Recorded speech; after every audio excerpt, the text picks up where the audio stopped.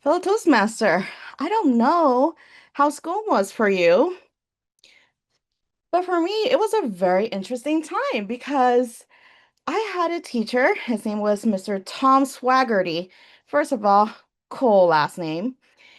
And when I heard about this topic about thinking about schools and all that from Tom, I'm like, wow, of all the time I went to school, I was a total nerd. I would be hauling this really gigantic roller backpack with all of my textbook. And for elementary school, we usually shove all those books into our desks. I was that weird kid where it's school, school, and more school.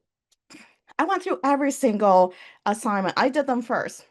I already have a whole bunch of lists. And then at that time, for fourth graders, we were learning about California, the mission, and all those other nonsensical stuff that I can't really remember why I learned it for some reason. That was weird. This teacher, he was very interesting. He saw through all my packets. He was like, since you're done already, maybe you should go get a boyfriend or something. I was like, a fourth grader? Dating? That doesn't really go together. But it was always strange because no one liked him.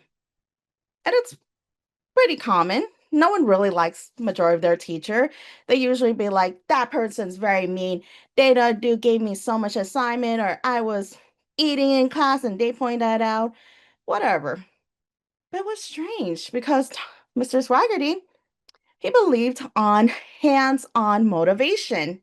Well, most teacher usually would stand on the sideline and would be yelling, run faster, Mr.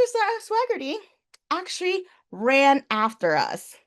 Picture this. We got 39-year-olds gasping for air, running around the yard, and there's a grown man in his polo shirt charging at us at full speed. And it's like, you can do better than that. It's just running, running, running. And let me tell you, when a teacher is sprinting behind you, clapping, hollering, you don't run for fitness, you run for survival.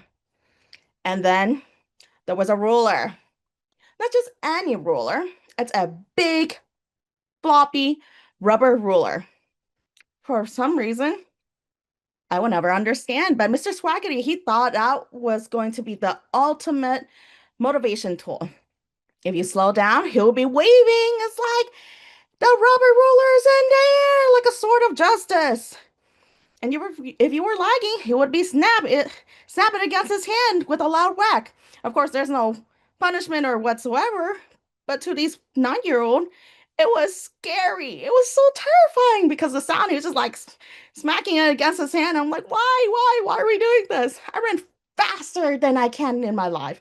And I have very short, stubby legs, so I don't know what I was doing, but it was crazy because we were a pack of little kids being chased by this man with a bendy ruler, like some crazy Olympic. But at that time, I thought he was just crazy strict, and what the heck is going on? We rolled our eyes. We were just panic, panic, totally crazy. But the truth is, he made the most effort. He ran beside us, not just sipping coffee and like, okay, my kids are running. I'm going to be on my phone, or hey, look, there's another teacher. Let's go talk to them or something. But he actually teach taught us grit, resilience, and actually the power of just pushing us farther than we thought we could go. And so when today I thought about when life gets hard, I could still hear Mr. Swaggerty just yelling at me and say, come on, you can do that. Oh man, I can still remember the floppy ruler. That's why I'm scared of buying actual floppy ruler in my home. And I suddenly just found the motivation to keep going. So, fellow Toastmaster, may we all have a little of Mr. Swaggerty's in us. The courage to be strict when it matters, the energy to put in effort, and maybe even the creativity to carry around a rubber ruler just in case someone needs a little extra attention. Back to you, Tom.